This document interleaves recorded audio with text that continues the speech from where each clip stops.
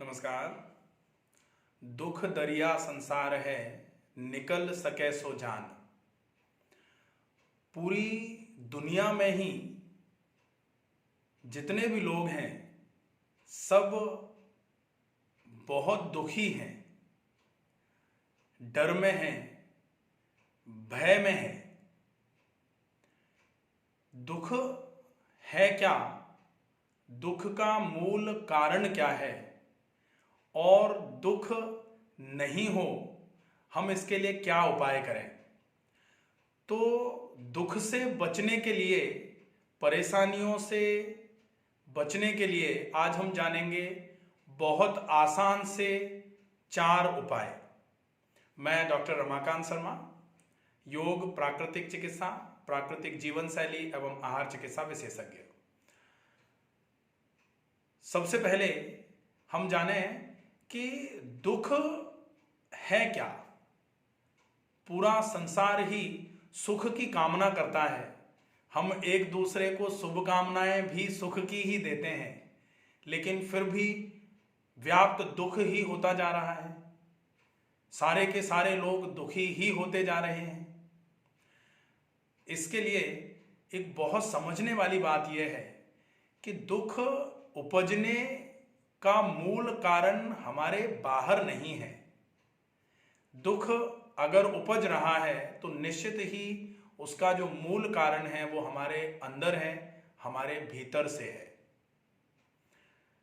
हम सुखी होने के लिए सुख के साधनों को इकट्ठा करने में इतने व्यस्त हो जाते हैं कि हम साधनों को लगातार इकट्ठा किए जा रहे हैं, लेकिन सुख का आभास, सुख का अनुभव नहीं कर पा रहे। और हमें लगता है कि एक दिन आएगा जब हम सुख से अपना जीवन व्यतीत करेंगे। और बहुत सारे लोगों के लिए वो दिन कभी आ ही नहीं पाता। तब तक वो दिन आ जाता है जिसकी लोगों ने कभी कल्पना भी नहीं की हो। इसलिए सुख अगर क्षणिक भी मिले तो उसको उसी समय पूरे तरीके से आनंदित होकर के जी लेना चाहिए, उस सुख के क्षण को। एक चीज बहुत पुराने समय से बोली जा रही है कि दुख जो है वो व्याप्त होता है केवल 2 कारणों की वजह से। एक तो आसक्तियां, लालसाएं, हमारी इच्छाएं, हमारी अपेक्षाएं, हमारा मोह जो है वो जितना ज्यादा बढ़ता जा रहा है उतना ज्यादा हमें भय व्याप्त होता जा रहा है। जिसके प्रति हमें आसक्ति है, जिसके प्रति हमारा मोह भाव है, उसको खो न जाए वो कहीं, उसको खो देने का डर जो है, उसको खो देने का भय जो है वो हमारे मनों में व्याप्त होता चला जा रहा है। और वो जो भय है वो निश्चित ही कहीं ना कहीं हमें धीरे धीरे करके दुख की ओर धकेलता जा रहा है। क्योंकि हम हमेशा ही डरे बने रहेंगे, हम हमेशा ही भय में बने रहेंगे, तो निश्चित ही वो हमें दुखी ही करेगा। दूसरा होता है हमारा अहम, अहंकार। जो अहंकार है वो बेसिकली स्वाभिमान का ही एक स्वरूप है, लेकिन स्वाभिमान जब बहुत बढ़ जाता है, स्वाभिमान जब एक सीमा से ज्यादा हो जाता है, तब उसी को अहंकार कहना चालू कर दिया जाता है। और अहंकार है ऐसा कि जो स्वयं के अलावा सबको दिखाई देगा, स्वयं को दिखाई नहीं देता। लोग कहेंगे अहंकारी हैं, अगले को लग रहा होगा नहीं हम तो नहीं हैं, क्योंकि स्वयं को तो दिखाई नहीं देता कुछ। तो दुख के 2 ही कारण है, एक मोह और दूसरा अहंकार। अहंकार जो है वो क्रोध को धीरे धीरे करके पोषण देता है। अहंकार से क्रोध का पोषण होता है, और जैसे जैसे क्रोध का पोषण होता है धीरे धीरे करके अहंकारी व्यक्ति क्रोधी होना चालू हो जाता है, और क्रोधी होना चालू हो जाता है तो कहा जाता है क्रोधी व्यक्ति के लिए दुश्मनों की जरूरत नहीं है, उसका क्रोध ही उसका सबसे बड़ा दुश्मन भी है, और अगर दुश्मन है तो निश्चित ही दुख भी होगा। इसलिए हमें सबसे पहले नंबर का जो दुख का कारण है मोह, आसक्तियां, अनासक्त होना बहुत सरल नहीं है, लेकिन उपाय भी दूसरा कोई बहुत सॉलिड वाला है नहीं जिससे हम दुखों से दूर रहना चालू हो जाए। तो अनासक्त हो जाना, विरक्त हो जाना और अनासक्त हो जाने में अंतर है। विरक्त का मतलब छोड़ देना, सब कुछ छोड़ना कुछ नहीं है, लेकिन अति का लगाव जो है, अति का मोह जो है, मोह जो है कहा जाता है मोह सकल व्याधिन कर मूला। मोह सारी की सारी व्याधियों की जड़ है, कर मूल है। और अगर मोह सारी व्याधियों की जड़ है तो निश्चित ही मोह दुख की भी जड़ होगी। और मोह कब दूर होगा? मोह ज्ञान से दूर होता है। जो जितना ज्यादा ज्ञानवान होगा, जिसको जितना ज्यादा ज्ञान प्राप्ति होगी, वो उतना ही ज्यादा मोह के पास से छूटना चालू हो जाता है।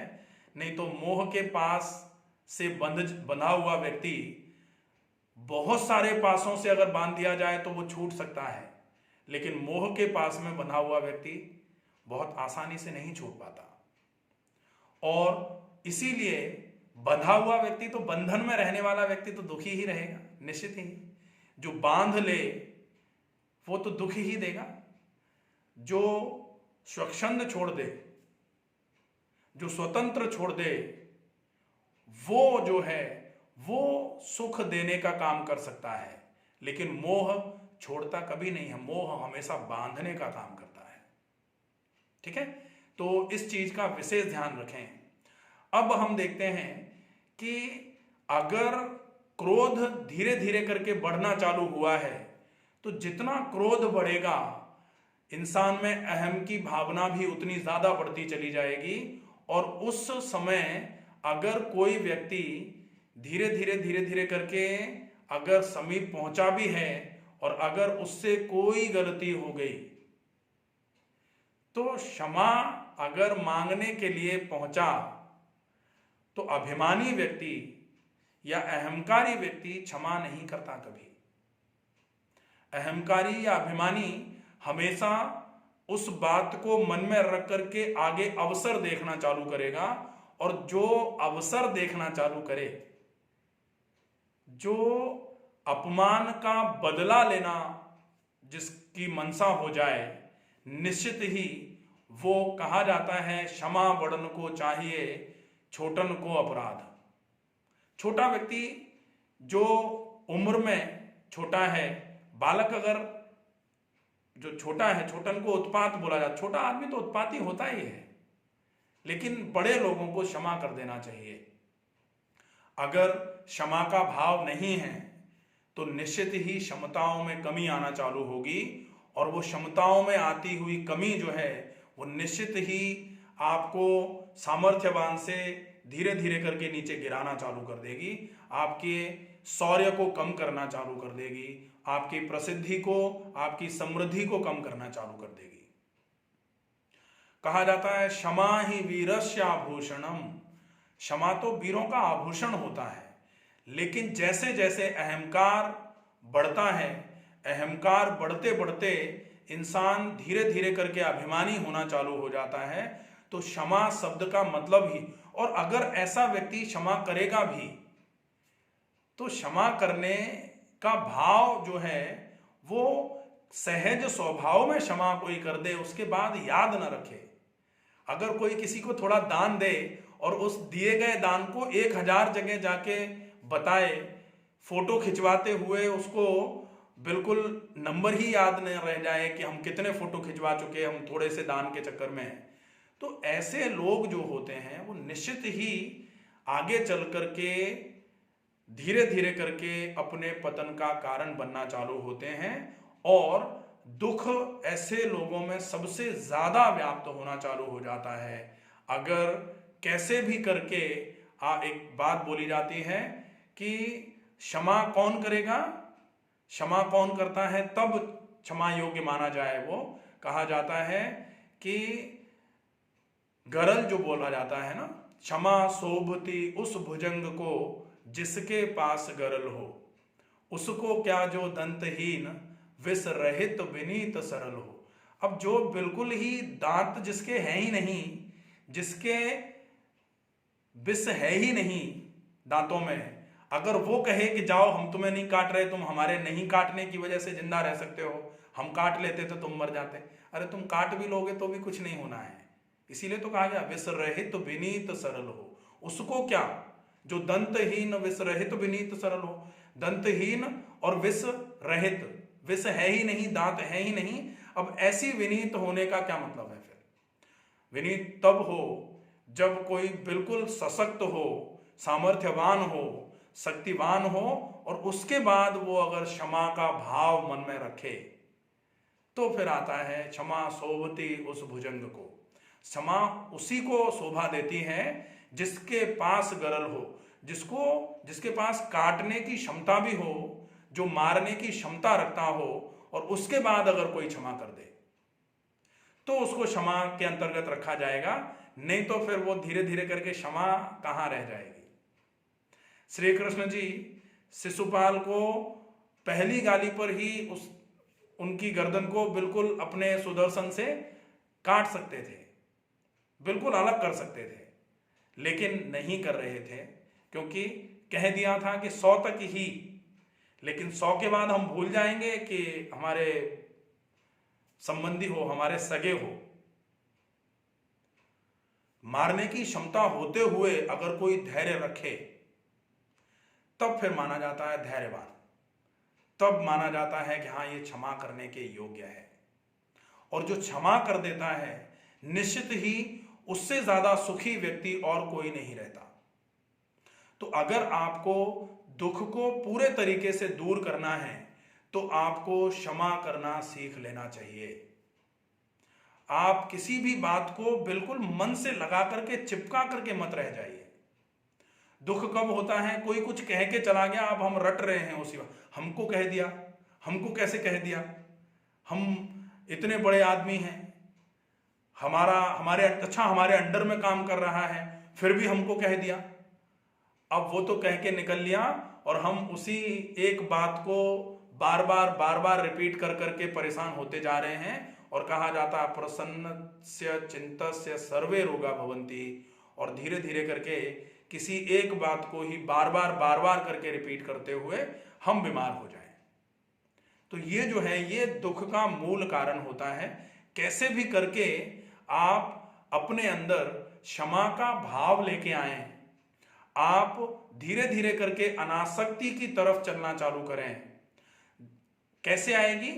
जब आप धीरे धीरे करके ज्ञान की प्राप्ति को प्राप्त होंगे। और ज्ञान की प्राप्ति के लिए बहुत आवश्यक होता है सद वचन सुनना। जो श्रेष्ठ पुरुष होते हैं, आर्य पुरुष जो होते हैं, उनके जो प्रवचन होते हैं, उनके प्रवचनों में ही इतनी शक्ति होती है कि वो जो शब्द कहते हैं वो सीधे मस्तिष्क में अपना बहुत अच्छा पॉजिटिव असर छोड़ते हैं, सकारात्मक असर छोड़ते हैं। और कहा जाता है कि जो खुद करता है अगर वो बोले। एक सबसे बड़ी समस्या क्या हो गई है? सबसे बड़ी समस्या हो गई है कि हम वो जीते नहीं हैं जो हम बोलते हैं। अगर हम वो जीना चालू कर दें जो हम सोचते हैं और जो हम व्यक्त करते हैं तो निश्चित ही बहुत सुखी हो जाए जीवन। लेकिन हमने क्या है, हम उनके सामने कैसे हैं वो उसको हमें मेंटेन करना है। हम इनके सामने कैसे हैं हमें ये मेंटेन करना है। अच्छा इनके सामने तो हमारा ये वाला चेहरा है तो हमें इनके सामने इस चेहरे के साथ जाना है, उनके सामने तो हमारा वो वाला चेहरा है। तो ये जो बनावटी है, कहा जाता है, या मैंने पहले भी कहीं बोला है कि यहाँ चेहरे पे कई चेहरे लगा लेते हैं लोग। तो ये चेहरों पर चेहरे लगाने की जो टेक्निक है और फिर उसको मेंटेन करने के लिए जो तनाव आता है वही तो दुख का कारण है। सहज रहना है, स्वाभाविक रहना है, और जितना सहज और जितना स्वाभाविक आप रह जाएंगे, आप मान लीजिए उतना ही आपका जीवन सुखी होना चालू हो जाएगा। कृष्ण जी ने एक बहुत ही अच्छा स्लोगन गीता में बोला है, और उसमें भी दुखों को दूर करने का सबसे अच्छा उपाय बताया गया है। ये जो उपाय है ये करत करत अभ्यास के जड़मति होती सुजान वाला है, कि यह आपको अभ्यास करना पड़ेगा, निरंतर प्रयास में रहना पड़ेगा। दूसरा वाला जो गीता में कृष्ण जी ने बताया है उसको हम पहले दिन से ही फॉलोअप में ले सकते हैं। कृष्ण जी ने क्या बोला?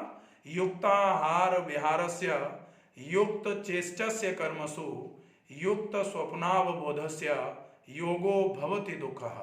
अगर दुख दूर करने हैं तो ऐसा आहार लिया जाए जो आपके विचारों को सकारात्मक बनाए, जो निश्चित ही राजसिक प्रकृति का और तामसिक प्रकृति का ना हो, जो सात्विक प्रकृति का भोजन है उसको अगर सही समय पर सही तरीके से आप लेते हैं, सही मात्रा में लेते हैं, तो वो भोजन आपके सकारात्मक विचारों की पुष्टि करने का काम करेगा। सकारात्मक विचारों को सकारात्मक भोजन अगर मिलेगा तो निश्चित ही आपके दुख कारक विचार जो हैं, जो दैवीय संपद विचार आने चाहिए वो आएंगे, और आसुरी संपद प्रकृतियां प्रवृत्तियां जो हैं वो धीरे धीरे करके हटना चालू हो जाएंगी। और जैसे ही आसुरी संपद प्रकृतियां और प्रवृत्तियां आपके आसपास से हटेंगी, आप दैवीय संपद होना चालू हो जाएंगे। और दैवीय संपद का मतलब होगा आप जैसा देखेंगे आप वैसा ही हो जाएंगे। आप मंदिर में जाते हैं आपको बहुत अच्छा लगता है, आप शमशान में जाते हैं आपको आपकी भावनाएं आहत होना चालू होती हैं, अंदर मन व्यथित होना चालू हो जाता है। आप किसी के यहाँ शादी में जाते हैं आपको बहुत अच्छे विचार आ रहे होते हैं, आप उसको अच्छी अच्छी शुभकामनाएं दे रहे होते हैं। लेकिन अगर आप किसी के यहाँ मृत्यु पर जा रहे होते हैं तो फिर आपके अंदर विचार भी वैसे ही आते हैं, भाव भी वैसे ही आते हैं, और आप उन विचारों और भावनाओं को प्रकट करने के लिए सगे संबंधियों को सांत्वनाएं दे रहे होते हैं। तो ये जो है आपके आसपास का माहौल जैसा होगा वैसे ही आपके विचार होंगे, और जैसे आपके विचार होंगे वैसा ही आपका जीवन होगा। इसलिए सद विचारों को धारण करें, सात्विक प्रकृति का भोजन लें, खूब सारी मात्रा में पानी पिएं। दुख को दूर करने का एक बहुत अच्छा उपाय ये भी है कि आप ज्यादा पानी पी सकते हैं। बहुत मात्रा में अगर आपने पानी पिया तो निश्चित ही ज्यादा मात्रा का पानी भी आपके दुखों को दूर करके आपके जीवन को सुखी करने का काम करेगा, क्योंकि ज्यादा पानी पीने से आपके शरीर में से रोग जो है वो निकलना चालू हो जाएंगे, और शरीर में से रोग जितने दूर होंगे आपका जीवन उतना ही ज्यादा सुखी होना चालू हो जाएगा। ठीक है। युक्त चेष्टस्य कर्मसु, कर्म जो है ना वो भी युक्त होने चाहिए। किस तरीके का कर्म है आपका, किस तरीके से आपको अपना दैनिक जीवन निकालना है, किस तरीके से आपकी दिनचर्या होनी चाहिए, कैसे आपको अपना पूरा का पूरा स्वभाव, अपना व्यक्तित्व निखारना है, इसके लिए आपके कर्मों में निखार आना भी बहुत जरूरी है। और कर्म कैसे होने चाहिए? योगः कर्म सुकौशलम, कर्म की कुशलता ही तो योग है। और कर्म की कुशलता का क्या मतलब है? कर्म की कुशलता का मतलब है निष्काम भाव से किया गया कर्म। और निष्काम भाव से मतलब फल की आकांक्षा से रहित होकर किया गया कर्म। फल की आकांक्षा से रहित होकर किया गया कर्म कहना बहुत आसान है, लेकिन अगर हम किसी को थोड़ा सा दान देते हैं तो बदले में हम कम से कम ये एक्सपेक्ट करने लगते हैं कि वो कम से कम हमको कुछ दे नहीं रहा है तो आशीर्वाद ही दे दे। और अगर ये लालसा, ये इच्छा हमारे मन में है कि हमने दान दिया है तो हमें वरदान मिले, हमने अगर किसी का कोई काम किया है तो बदले में हमें कुछ मिले, ये अगर इच्छा रख करके हमने कुछ काम किया तो निश्चित ही वो कर्म की कुशलता के अंतर्गत नहीं आएगा, वो योग के अंतर्गत नहीं आएगा, वो विकृत कर्म हो जाएगा।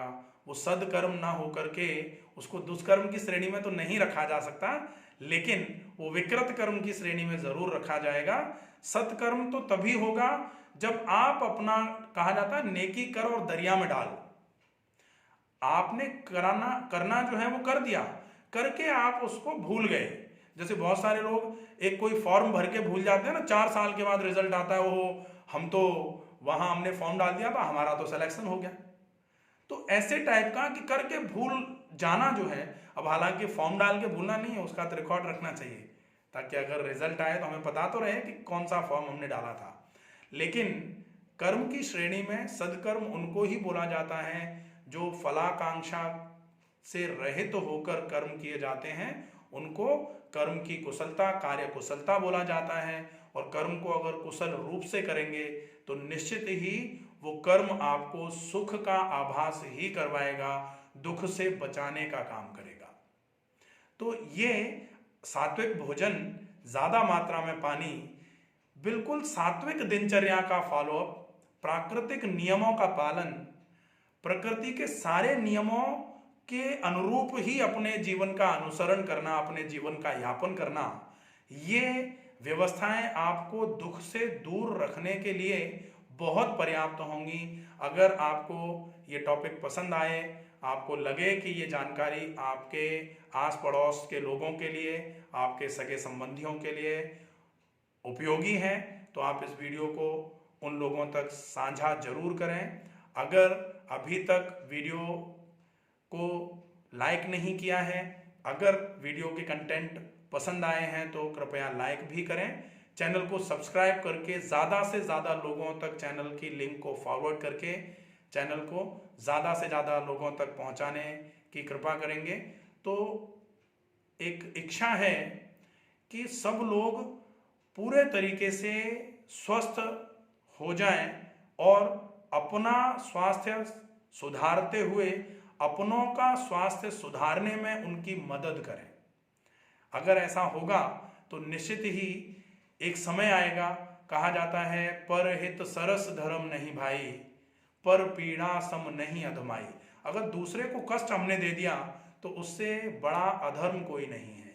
और अगर दूसरे की मदद हमने कर दी, चाहे किसी भी क्षेत्र में कर दी हो, अगर हमने शिक्षा दान दी या अगर हमने स्वास्थ्य का दान दे दिया किसी को, तो ये सबसे बड़े धर्म के अंतर्गत आता है। तो हम ये स्वास्थ्य का दान तो निश्चित कर ही सकते हैं। सुरक्षित रहिए, स्वस्थ रहिए, अपना ध्यान रखिए, अपनों का ध्यान रखिए। नमस्कार।